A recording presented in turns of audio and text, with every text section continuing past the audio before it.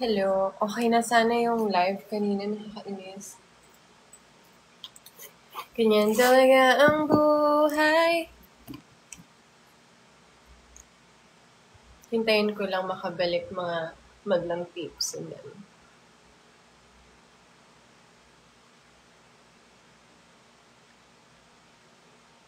Ang bango. Ang sarap sa... Okay guys, so kung kanina pa kayo nandito, hello, I'm back. Pero kung kakarating nyo lang, bad trip ako kasi nagpakita ako nung sausage na trending dito sa TikTok. Kasi nabudol nga ako. So gusto ko sana siyang i-try. Ay, gusto ko lang naman i-share na meron ako. And then, ayun. Ni-restrict ako ng TikToks. So, sayang. Ni-restrict ako. Pero okay lang. Cause I'm back. Ang ganda ng ano ko kanina. Ang ganda ng kwentuhan kanina. Naputol. Dapat may warning na lang, di ba? Na, sana i-warning na lang ng TikTok. Although strict kasi siguro sila kasi hassle nga naman, di ba? Ay, nako.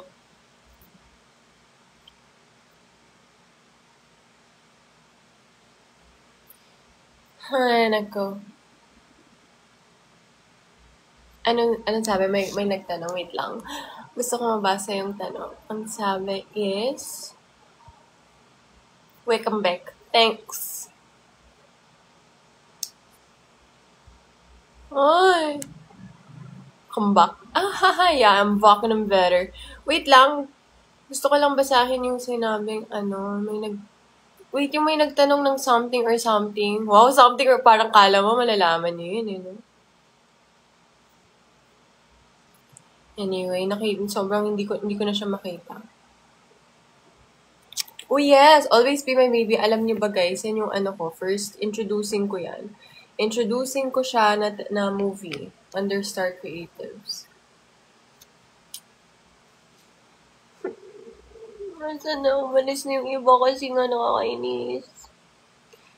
Pinakita ko lang yung sausage na gusto ko. Hindi, wag kayo bumili. O yan na, hindi ko tinanong. Wag kayo bumili unless gusto nyo bumili. Pero,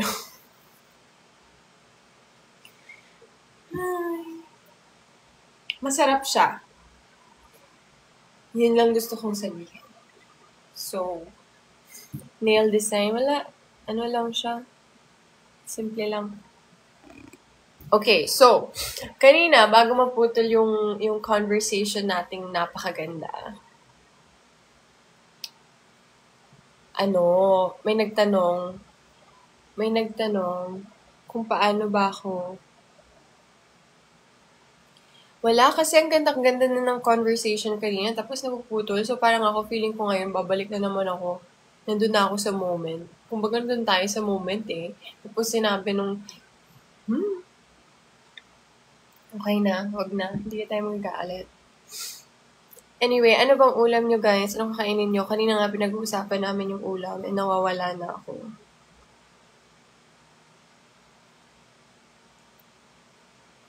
Mukhang may edad na, sabi. Thank you. Lahat naman tayo may edad. So, lahat naman tayo may mukhang edad.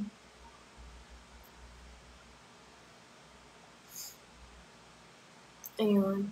Okay, so sinabi nila paano, hindi kasi kanina pinag-usapan namin yung love life, diba? Ako kasi private person ako eh. So yung mga kilala ko, yung hindi ko masyadong parang pinupost or something. Like kung alam mo. Kung hindi mo alam, okay lang rin. I'm 29.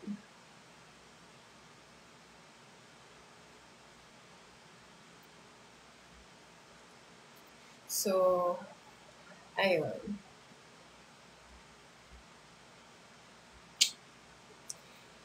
Kasi, wala akong shooting and workout routine. And, Kanina may nagtanong, sinabi, gawa daw ako ng video, paano ako nag-lose ng weight. Pero kasi hindi naman pag mag-lose ka kasi ng weight, dapat talagang desidido ka. Like, dapat talaga gusto mo siya. Kasi madaming mga tao na sinasabi lang nila, gusto nilang mag-lose ng weight, pero ayaw naman talaga nila mag-lose ng weight. So, parang nangyayari, sinasabi lang nila yon tapos, kakain pa rin sila. Okay lang kumain, kain pa rin, pero if you eat, kainin mo lang yung dapat mong kainin para sa'yo. Hindi mo kailangan hindi mo kailangan kumbaga, bukwari, busog ka na, tapos kakain ka pa more. Like, na lang, i-limit lang yung food. Talagang yung food kasi yung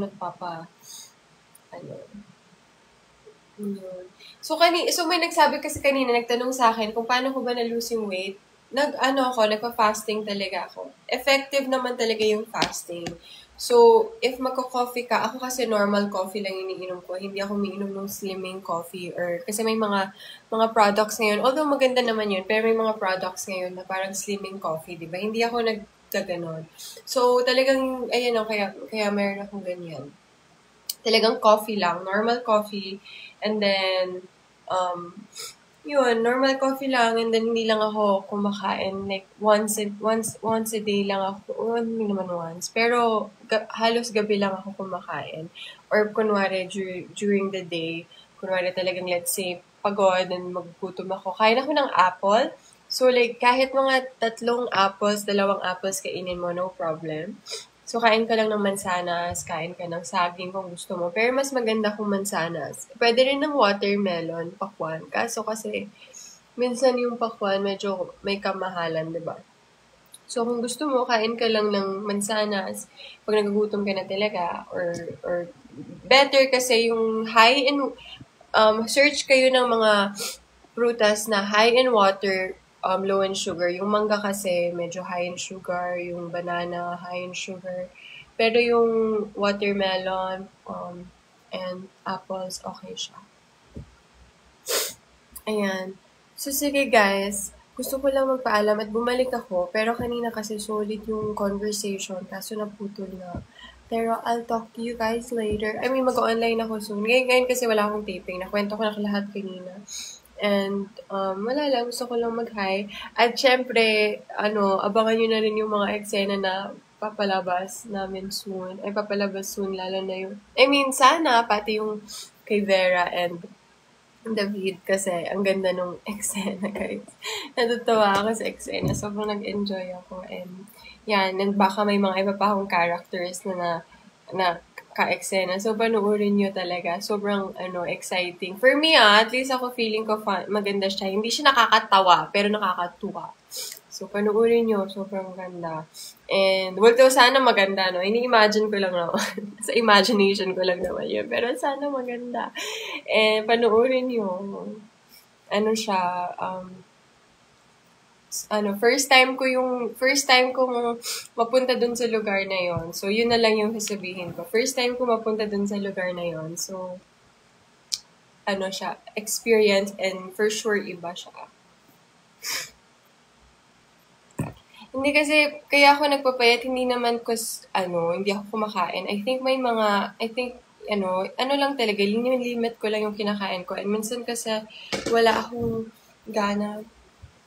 So, pero kung hindi kasi ako nutritionist pero kung ano yung effective sa inyo, yun yung gawin nyo. Basta ako, lang ako, minsan lang ako kumain sa isang araw, and kung wala akong ginagawa, mas okay lang. Kung hindi naman ako nag-burn ng calories, mas na lang ako. Yun. Pero yes, I'm excited ako. Hindi lang ako sure when nila ilalabas yung eksena, but super nice. Abangan nyo. Sana abangan nyo. May nagsabi nga, minsan lang daw ako nakakalabas. Yes, pero sana abangan nyo pa rin kahit minsan lang siya. Kasi, sobrang nasasaya. Na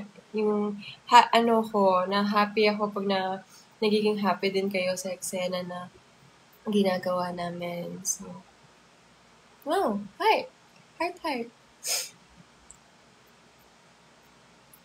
hindi pa ako patay sa BQ. Yan. Best sisig in Pampanga. Meron akong na-try, saan ba yun? So, sa may Nepo Mart siya. Try nyo, maganda. Ayun. Sige guys, so nagsaglit lang ako, pero kanina pa ako nagla-live, nagsaglit lang ako. Unang-una, ulitin ko lang, gusto ko magpasalamat sa lahat ng, kasi nung parang 2 weeks ago, parang sabi ko yata, or 1 week ago, na sana umabot tayo ng 700k. Ngayon lang pasa tayo ng 700k. So sana tuloy-tuloy nga lang yung pag-support nyo sa akin, lalo na kapag may mga eksena ako, or may mga events ako, ganyan. And, ayun, follow nyo na rin ako sa Instagram kung hindi pa. Rivera Micah, same lang naman. So, follow nyo lang ako. And exciting yung mga palalabas na eksena ni Vera and David. So sobrang grateful ako kasi nagkaroon ako ng opportunity na gano'n. And, yun, panoorin nyo lang. Everyday manood lang kayo. Today, 8 p.m., diba? Batang Quiapo. So, yung mga bagong character, syempre madidevelop pa sila lalo. So, panoorin nyo lang. And, ayun. Ewan ko na, hindi ko na alam. Sabihin ko kanina pa karang kwento. Ang dami ko nang nasasabi. Pero masaya ako kasi nakapag-open up na naman ako ng konti. Konti-konti everyday nakakapag-open up ako. And magla-live lang naman ako. So, abang lang kayo sa live ko. Ayun lang. Keep in touch. Usap tayo soon. Ang social naman sa Siargao, mahal ng flights ngayon sa Siargao. Yun. Yeah, so, kasi, sa BQ, kasi ako dun, diba, attorney. Pero kasi alam ko hindi ko alam, pero ina-assume ko lang naman na parang may something, may twist and turns yung character. Kaya siguro kung makikita nyo, bakit ba siya naka-corset, bakit ba siya ganito, bakit parang hindi naman siya attorney. Kasi baka may something dun sa character ni Vera. So, abangan na lang natin. Kasi actually ako din, hindi ko rin alaman, nagmamag-asa din ako na sana may mga twist. Pero feeling ko may mga twists and turns. So, abangan na lang natin kung ano man yun. And, yan, so guys, kung di pa kayo nagpo-follow sa akin sa IG, follow. Gusto ko rin ma-hype yun. Ay, hindi naman ma-hype. Gusto ko rin kasi maging active sa lalo more yung Instagram ko. So, sana matulungan niyo ako masuporta doon. Kasi grabe yung suporta niyo sa akin dito sa TikTok. So, sobrang grateful ako sa inyong lahat. Malapit na tayo. Sana na tayo soon, 800k. Magpo-post pa ako ng mga TikTok. Ano pa maganda mga TikTok contents na po-post ko? Gusto niyo ba yung sumasayaw ako? Minsan nag-acting lang ako. Ano ba yung maganda pero guys, alam nyo, sobrang importante din yung mga comments nyo, yung mga, kunwaring mga comments nyo, mga reactions nyo, yung mga, kumbaga yung kung ano yung sinasabi nyo, sobrang importante yun, lalo na sa akin, sa lahat ng artista, kasi, syempre, lahat naman to at the end of the day, ginagawa naman namin talaga para sa inyo din, para may ma-entertain, para makalimutan nyo yung mga problema nyo sa buhay, para ma-entertain kayo, ganyan, So, at the end of the day talaga, kung ano yung tingin nyo, yun talaga yung talagang mas importante para sa amin, yung mga artista, ganyan. Hindi naman, di ba? So, sobrang importante sa amin yung support nyo, yung mga comments nyo, yung mga suggestions nyo, and kung ano yung mga sinasabi nyo. So, sana tuloy-tuloy nyo lang supportahan kahit minsan lang talaga. Kasi kahit minsan lang lumalabas si Vera. So, supportahan nyo. And syempre, sobrang solid naman yung Batang Quiapo peeps. Yung ka-BQ, sobrang solid sila. So, ayun. Huwag lang kayo magsawa. Kasi ang dami pa talagang story, guys. Ang dami pang story na kakaiba. Ang dami pa talagang ang dami pa yung dami pang characters, ang dami pang mangyayari, ang dami pang kailangan kaabang-abang, ang dami pa talaga. Sobrang daming naiisip ni CCM, ng mga directors, ng mga writers. Ang dami pa nilang naiisip. So, nagsisimula pa lang tayo. Nagsisimula pa lang yung BQ, guys. I can only say for what I think, pero nagsisimula pa lang.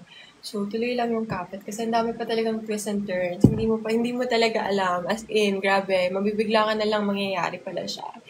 So, abangan nyo yung mga yan. And yun guys, sinasabi ko guys, ang ganda talaga, natutuwa talaga ako sa sa recent eksena namin.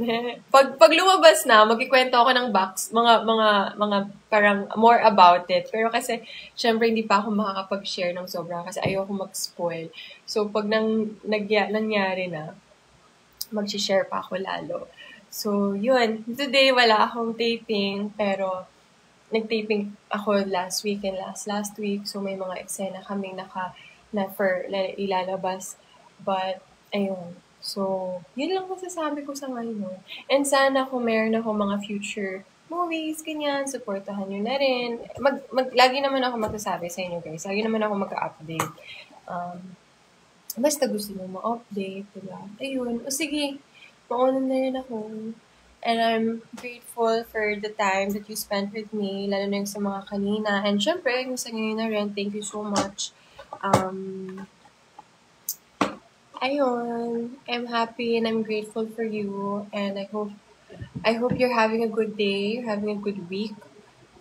Sa mga nahihirapan at may pinagdadaanan, okay lang yan. Nandito ako para sa inyo and laban lang dahil matatag ka naman and lahat naman na lalampasan yan. So, ayun na nga yung sinabi ko nung previous live ko, bago ako na-restrict, ang sinasabi ko, kung ang isa sa bagay, hindi natin control kung anong mangyayari, pero ang pwede natin kontrolin is kung paano tayo ma-affect or kung ano ang effect and effect ng mangyayari sa atin. So, kung yun yung power natin. Kung ano ba kung magiging masaya tayo, ganyan, tayo may control nun. So, as much as possible, i-control natin ang kaya natin i-control, which is ourselves.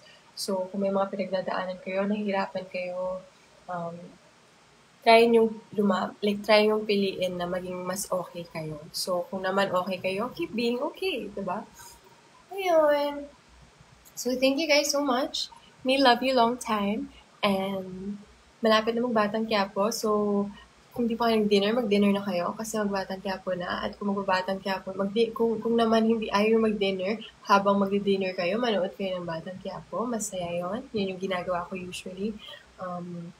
Yeah. I don't know what else to say.